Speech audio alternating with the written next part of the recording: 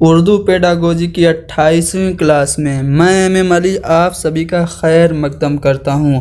हम लोग डिस्कस कर रहे हैं उर्दू पेडागोजी के 6ठे चैप्टर को, जिसका नाम है चैलेंजेस ऑफ लैंग्वेज टीचिंग, यानी तदरीस ज़बान के मसाइल। इससे रिलेटेड पिछली वीडियो में हमने कुछ MCQs डिस्कस किए थे। आज हम इसी को आगे बढ़ाएंगे और कुछ और अहम MCQs यानी कि मारूजी सवालात जो कि सीटेट में पूछे जा चुके हैं हल करेंगे। आप लोग हमारी इस वीडियो को लाइक करें, शेयर करें, कमेंट करके ज़रूर बताएं कि वीडियो आपको कैसी लगी और हमारे चैनल हैदरी स्टडी पॉइंट को ज़रूर सब्सक्राइब करें। तो चलिए शुरू करते हैं। पिछले वीडियो में सवाल नंबर 32 को हमने हल कर लिया था। चलिए अगले सवाल पे बढ़ते हैं और देखते हैं कि क्वेश्चन नंबर 33 में क्या पूछा जा रहा है। इसमें कहा यह जा रहा है कि मादरी ज़बान पर मबनी कसीर लसानियात का क्या मतलब है, यानी कि मदर टंग पे बेस्ड जो मल्टीलिंगुअलिज्म होता है, मातृभाषा पर आधारित जो बहुभाषिकता होती है, उसका मतलब क्या है। क्या मादरी ज़बान से शुरू करके दूसरी बहुत सी ज़बानें सीखना है, या फिर हिंदुस्तानी और गैर मुल्की ज़बान यानी कि कोई इंडियन लैंग्वेज और फिर कोई फॉरेन लैंग्वेज सीखना है, या सिर्फ मादरी ज़बान के ज़रिए, सिर्फ मातृभाषा के ज़रिए सीखना है, या फिर स्कूली तालीम के दौरान 10 वर्षों तक मादरी ज़बान सीखना है। तो मादरी ज़बान पर मबनी कसीर लसानियात का मतलब यह है कि आप मादरी ज़बान से पढ़ाना शुरू करें और उसी की मदद से दूसरी बहुत सारी ज़बानें आप सिखा दें। यानी कि यहाँ पे जो पहला वाला ऑप्शन है मादरी ज़बान से शुरू करके दूसरी बहुत सी ज़बानें सिखाना, ये मादरी ज़बान पर मबनी कसीर लसानियात का मतलब है। अगला सवाल यह है कि सेह लसानी फार्मूला में पहली ज़बान क्या होती है। 3 लैंग्वेज फार्मूला मैंने आपको एक छोटी सी वीडियो में समझा दिया है। आप लोग उस वीडियो को हमारे चैनल पे देख सकते हैं, 3 लैंग्वेज फार्मूला इन उर्दू सर्च करके। तो 3 लसानी फार्मूला में जो पहली ज़बान होती है वो आपकी मातृभाषा या फिर आपकी जो रीजनल लैंग्वेज होती है, जो स्थानीय भाषा होती है, वो आपकी फर्स्ट लैंग्वेज होती है। ठीक है, तो मादरी ज़बान या इलाकाई ज़बान 3 लैंग्वेज फार्मूला में फर्स्ट लैंग्वेज होती है। अगला सवाल ये कि कसीर लसानियात को वसाइल के तौर पर इस्तेमाल करना चाहिए, यानी कि जो मल्टीलिंगुअलिज्म है इसको एज ए रिसोर्स यूज़ करना चाहिए, बहुभाषिकता को संसाधन के तौर पर प्रयोग करना चाहिए। क्यों? क्योंकि इससे असातिज़ा बहुत सारी ज़बानें सीख सकें इसलिए, या फिर हर बच्चा इत्मीनान से अपनापन महसूस करे इसीलिए बहुभाषिकता को वसाइल के तौर पर इस्तेमाल करना चाहिए, या फिर बहुत सी परेशानियों से बच्चे उलझन में पड़ जाते हैं, या फिर बहुत सी ज़बानें सीख सकें। कसीर लसानियात को हमें एज ए रिसोर्स यानी कि एक वसीला के तौर पर इस्तेमाल क्यों करना चाहिए, इसलिए ताकि हर बच्चा इत्मीनान से अपनापन महसूस करे। एक क्लासरूम है जिसमें आप बहुत सारी ज़बानें इस्तेमाल कर रहे हैं, उर्दू, हिंदी, अंग्रेज़ी, भोजपुरी, कन्नड़, ठीक है, और बहुत सारी ज़बानें आप इस्तेमाल कर रहे हैं। तो जो उर्दू वाला बच्चा है, उर्दू के ज़बान के अल्फाज आएगा तो वो उसे इत्मीनान होगा, उसे अपनापन लगेगा क्लासरूम में। हिंदी वाले बच्चा हिंदी वाले ज़बान के अल्फाज को सुन के वो अपनापन महसूस करेगा। इसीलिए कसीर लसानियात को वसाइल के तौर पर इस्तेमाल करना चाहिए ताकि हर बच्चा इत्मीनान से अपनापन महसूस कर सके। इसलिए यहाँ पे बी वाला जो ऑप्शन है वो सही है। अगला सवाल ये कि तलबा को ज़बान सिखाते वक्त उसके अंदर तलफ़ुज़ की तफ़हीम में कमी हो जाती है, यानी कि जब आप बच्चों को लैंग्वेज की टीचिंग कराते हैं तो बच्चा क्या करता है, कभी कभार प्रोनाउंसिएशन को समझने में उसे दिक्कत आती है। तो आप इस परेशानी से कैसे बच सकते हैं। मखसूस सरगर्मियों को अमल में लाना और ज़बान के माहिरीन के ज़रिए, यानी कि एक स्पेशल एक्टिविटी लैंग्वेज के स्पेशलिस्ट के ज़रिए आप कराएंगे ताकि बच्चे के अंदर जो तफ़हीम में कमी हुई है तलफ़ुज़ की वो दूर हो जाए, या फिर क्लासरूम में बावाज़ बुलंद आप पढ़वाएंगे, तेज़ तेज़ पढ़वाएंगे, या फिर एक ड्रामाई अंदाज कायम करेंगे जिससे बच्चे आपस में बातचीत कर सकें, या फिर गलती होते ही गलती की इस्लाह करेंगे। तो अगर ज़बान सिखाते वक्त आपके स्टूडेंट में प्रोनाउंसिएशन को समझने में कमी आ रही है तो इस कमी को दूर करने के लिए आप क्या करेंगे, एक ड्रामाई अंदाज कायम करेंगे। ठीक है, ड्रामा की तरह बच्चों को कैरेक्टर दे देंगे और उनसे आपस में बातचीत करने के लिए कहेंगे। इस तरह से तलफ़ुज़ को समझने की जो बच्चे में न समझने की जो बच्चे में कमी है ना वो दूर हो जाएगी।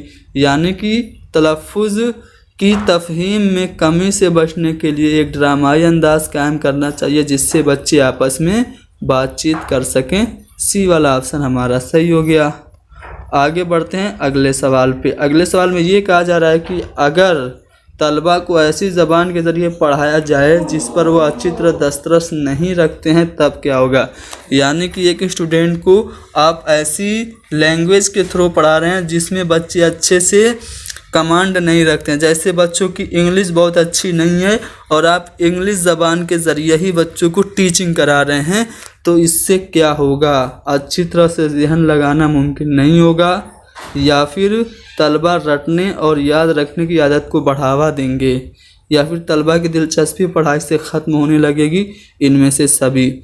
जैसे आजकल क्या होता है, हमारे जो उत्तर प्रदेश की बात करें तो यहाँ पे जो गवर्नमेंट स्कूल हैं इनको इंग्लिश मीडियम कर दिया गया है और बच्चों को इंग्लिश में पढ़ाया जा रहा है और ग्रामीण इलाके के बच्चों की इंग्लिश अच्छी नहीं होती है। ठीक है, वो अंग्रेज़ी पे अच्छी तरह से दस्तरस नहीं रखते हैं।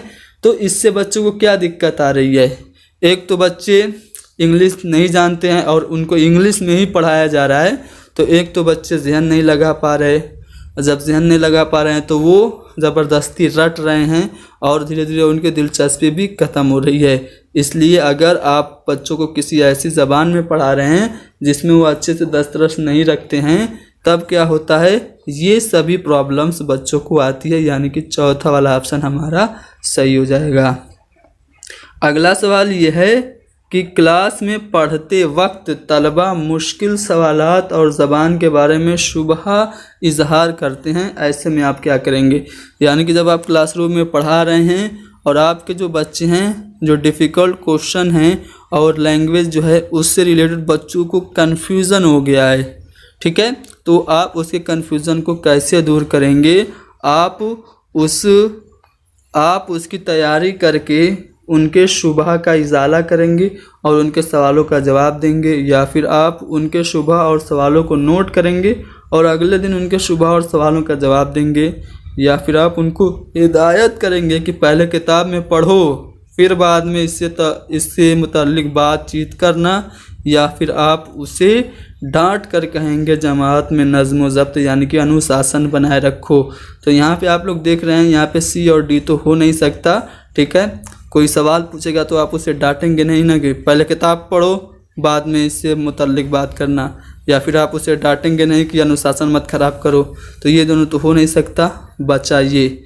तो यहाँ पे ये दोनों सवाल दोनों ऑप्शन में अगर आप गौर करें तो दोनों ऑप्शन आपको लग रहा है कि सही है और दोनों ऑप्शन सही भी है, लेकिन ज़्यादा मुनासिब कौन है, पहला वाला ऑप्शन है। अगर पढ़ाते वक्त बच्चा मुश्किल सवाल और लैंग्वेज से रिलेटेड शुबहा का इजहार करता है तो आप उसकी तैयारी करके उन बच्चों के शुबहों को दूर करेंगे और उनके सवालों का जवाब देंगे। आप सवाल को नोट करके अगले दिन भी बता सकते हैं, लेकिन उससे बेहतर जो ऑप्शन है वो पहला वाला ऑप्शन है। तो यहाँ पे ए वाला ऑप्शन हमारा सही होगा। अगला सवाल ये है कि ज़बान की तालीम में सीखने के मवाद यानी कि लर्निंग मटेरियल का सबसे अहम चैलेंज क्या है।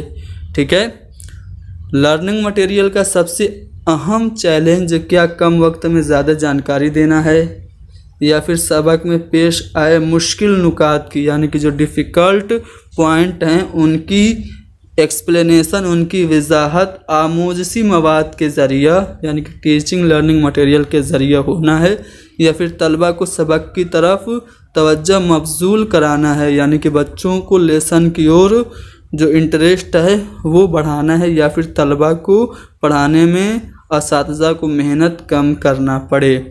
जो TLM होते हैं, जो सीखने के मवाद होते हैं, उनका सबसे बड़ा चैलेंज ये है कि आप उस मवाद की मदद से, उस TLM की मदद से लेसन में जो डिफ़िकल्ट कंसेप्ट आ गए हैं उन्हीं मवाद की मदद से ही उन कंसेप्ट को एक्सप्लेन करें।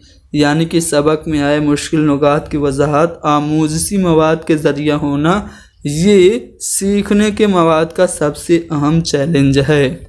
तलबा में रटने की आदत होने की वजह से उनकी तरक्की में क्या रुकावट पैदा होती है? जब बच्चों में रटने की आदत हो जाती है तो क्या उनके ज़हन की नशोनुमा यानी कि उनका मेंटल डेवलपमेंट नहीं होता है, या फिर उनकी खुद एतमादी यानी कि सेल्फ कॉन्फिडेंस ख़त्म हो जाता है, या फिर वो जमात की तदरीसी मसाइल यानी कि क्लासरूम का जो टीचिंग का जो कोई भी टॉपिक होता है या टीचिंग का कोई भी इशू होता है उससे वो कट जाते हैं, या फिर वो पढ़ाई पर मुकम्मल तौर पर ज़हन नहीं लगा पाते हैं। तो जब रटने की आदत हो जाती है बच्चों में तो उनका ज़हनी नशोनुमा नहीं होता है, यानी उनके ज़हन की नशोनुमा नहीं होती है जब बच्चों को रटने की आदत हो जाती है। तो अगला सवाल ये रहा, रमेश 7वीं जमात का तालिब इल्म है, वो अमूमन बातचीत में तो ठीक है लेकिन पढ़ते वक्त बार बार अटकता है। आपका एक दोस्त है रमेश, वो आपसे बातचीत करता है तो बिल्कुल सही करता है, लेकिन जब उसको टीचर क्लासरूम में खड़ा करा के पढ़ाता है या फिर अपने दोस्तों के साथ जब वो रीडिंग लगाता है तो वो बार बार अटकता है। तो उसे कौन सी दिक्कत है, कौन सी परेशानी है? क्या उसे डिसकैल्कुलिया है, डिसग्राफिया है, डिसलेक्सिया है या फिर डिसफेजिया है? तो देखिए, अगर पढ़ने में दिक्कत या परेशानी है तो उस बच्चे को क्या है, डिसलेक्सिया है। सी वाला ऑप्शन सही हो गया। बाकी ऑप्शन भी डिस्कस करें। डिसकैल्कुलिया क्या होता है? तो मैथमेटिकल जो प्रॉब्लम होती है ना उसे डिसकैल्कुलिया कहते हैं। डिसग्राफिया क्या होता है? लिखने से रिलेटेड जो दिक्कत या परेशानी होती है उसे कहते हैं डिसग्राफिया। ठीक है, चलिए आगे बढ़ते हैं। अगला सवाल ये रहा, ठीक है, कौन सा बयान शमूलियाती जमाअत में तदरीस ज़बान के उसूलों के मुताबिक है? यानी कि इंक्लूसिव क्लासरूम में, समावेशी कक्षा में लैंग्वेज के जो मेथड्स हैं उनके रूल्स के मुताबिक है कौन सा बयान? 4 ऑप्शन है। प्रिंट से भरपूर माहौल सीखने में माविन होता है, यानी कि ऐसा माहौल जहाँ पे बहुत सारी चीज़ें प्रिंटेड हों, बहुत सारा बातचीत करने का मौका हो, वो सीखने में माविन होता है। या फिर तलबा अपने तजर्बात की बुनियाद पर ज़बान के उसूल वज़ा नहीं कर पाते, यानी कि अपने एक्सपीरियंस के बेस पे बच्चे लैंग्वेज के रूल को खुद से क्रिएट नहीं कर पाते। या फिर ज़बान स्कूल में रह कर सीखी जाती है, या कवायद का इल्म सीखने की रफ्तार को बढ़ा देता है। कौन सा जो बयान है वो तदरीस ज़बान के उसूलों के मुताबिक है? तो पहले जो निगेटिव ऑप्शन है उसे छाट लेते हैं। कवायद का इल्म ज़बान सीखने की रफ्तार को बढ़ा देता है, क्या ये सही बात है? नहीं, ज़रूरी नहीं है कि आप कवायद जानते हैं तो आपकी जो ज़बान सीखने की जो स्पीड है वो तेज़ हो जाए। आमतौर से मादरी ज़बान सीखने के लिए कवायद की ज़रूरत ही नहीं पड़ती, तो ये वाला तो गलत हो गया। सी वाले ऑप्शन को देखें तो ज़बान स्कूल में रहकर सीखी जाती है। क्या सिर्फ स्कूल में ही रह के आप ज़बान सीखते हैं? अरे ज़बान तो आप खेल के मैदान में, बाज़ार में, सबसे अधिक ज़बान और सबसे अच्छे से ज़बान तो घर पे बच्चे माँ बाप की मदद से सीखते हैं। तो अगर ये कहा जा रहा है कि स्कूल में रह के ज़बान सीखी जाती है तो ये स्टेटमेंट भी गलत है।